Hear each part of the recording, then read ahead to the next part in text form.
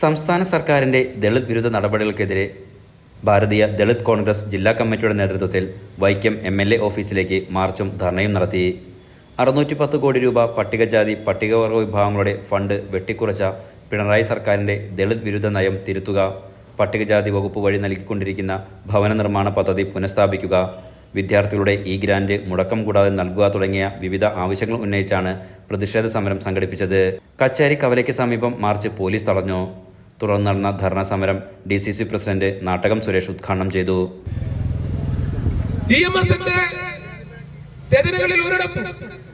മഹാനായ അയ്യങ്കാളിയെ കുറിച്ചോ മഹാനായ ശ്രീനാരായണ ഗുരുവിനെ കുറിച്ചോ അർഹിക്കുന്ന നിലയിൽ പരാമർശമുണ്ടായിട്ടില്ല. എന്നാൽ ഈ വിഭാഗങ്ങളെ ഉപയോഗിക്കുവാൻ CPM-ഉം EMS-ഉം എല്ലാ കാലത്തും മുൻകൈ എടുത്തിരുന്നു.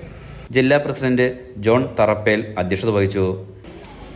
അധികാരത്തിൽ വന്നതിന് ശേഷം ദളിത് വിഭാഗങ്ങളെ, പഴയ പട്ടികജാതി പട്ടികവർഗങ്ങളെ അവരുടെ ചിറകയ്യുന്നത് പോലെയുള്ള സംവിധാനമാണ് നാളിതുവരെ തുടർന്നുകൊണ്ടിരിക്കുന്നത്. നമ്മുടെ 500 കോടി രൂപ വെട്ടിക്കുറച്ചു.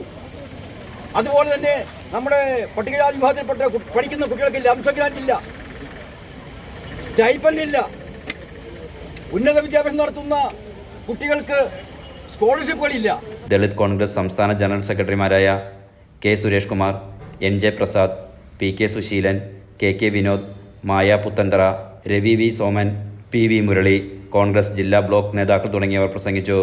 ധർണയ്ക്ക് മുന്നോടിയായി വൈക്കം വടക്കേനടയിലുള്ള ദേവസ്വം പാർക്കിംഗ് ഗ്രൗണ്ടിൽ നിന്നും ആരംഭിച്ച പ്രതിഷേധ മാർച്ചിൽ വനിതകൾ അടക്കം നിരവധി പ്രവർത്തകർ അണിനിരന്നു.